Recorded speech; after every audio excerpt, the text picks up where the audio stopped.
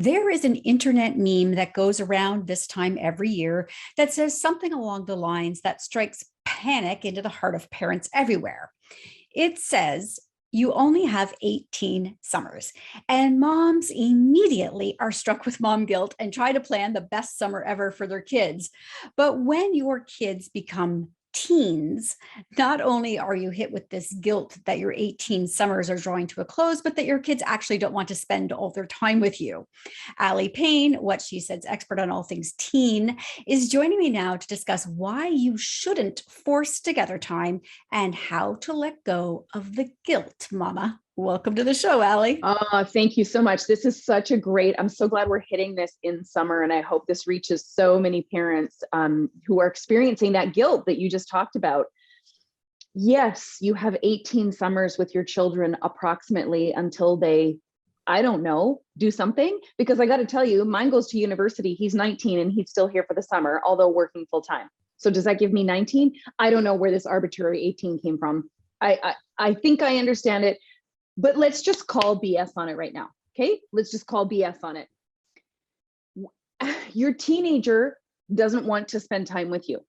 And can I just say for 1 second, I absolutely understand the heartbreak that feels like, how it is so, how would you not take that personally when you have given literally blood, sweat, and tears into raising this creature and sacrificing everything that you wanted to, I hope, to, without going beyond, I also hope, to give them the life that they have.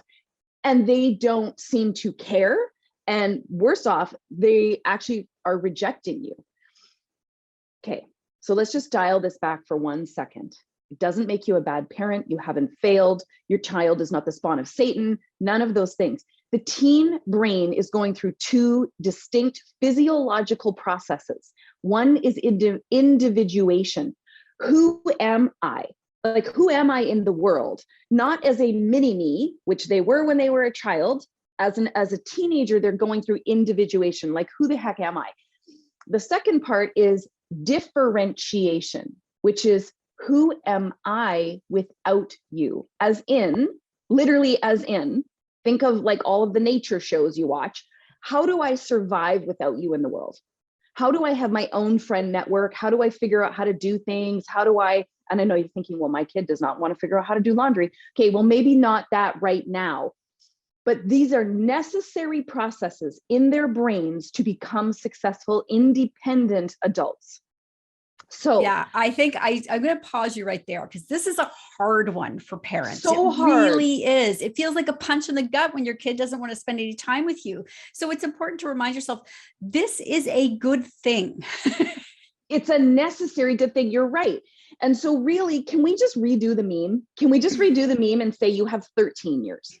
Yes. You have roughly 13 years where your child has a child's brain, appreciates time with you, wants to mimic you, looks for approval in doing things the way you do them, and asks the biggest question, did I get it right? And then your teenager goes through adolescent brain development, which is one of the largest in our human lifetime, ends up differentiating and is intentionally trying to be apart from you. And their biggest question in life is, but do you still love me? And can you make that transition? Because here's what happens when you force family time because you think that quantity makes for a better child, because that's also BS. That's untrue. Quantity does not make for a better child. Quality makes for a better child. And roughly, the statistics are currently about 3 family dinners a week. If you're lucky, you might get one family activity every week or 2 weeks, depending on their work and sports schedule. When you force family time, here's what happens. You are teaching them that your feelings are more important than theirs. You are teaching them to deny, abandon, and suppress what is true for them because they need to caretake you. And then, and I am seeing this every single day in my work, that same teenager, that gorgeous person that you poured into, that you desperately want to still have a relationship with as if they were a child, which they're not, is now out in a relationship that is very, very unhealthy. And you can't figure out and are so upset with your teenager for not being able to say no. Why are they so taken in by this person? Why won't they just say no to them? Why do they let themselves be so hooked into everything this person says, and they're being manipulated and blah, blah, blah? Guess where they learned to deny, suppress, and abandon their own needs, and were taught to put the needs of others, even if they know it's not right and doesn't feel good, ahead of their own. Please stop forcing family time. Go for quality. So we used to have weekly game nights for every Friday. When our teens became teens, we maybe had once a month because of work and sports and everything else, and encouraging them to be with great friend groups. And those game nights went from 3-hour marathons to 45 minutes, because then they were leaving to go out with friends. And we said, great, we love that 45 minutes, no problem. This isn't about you anymore. This is about them. So please stop guilting yourself. Please don't take it personally. I know you've done an amazing job, and your child is trying to do what is inherently their natural process to do. Aly, you're always such a good voice of reason. It's so hard being a parent to teenagers. I know this.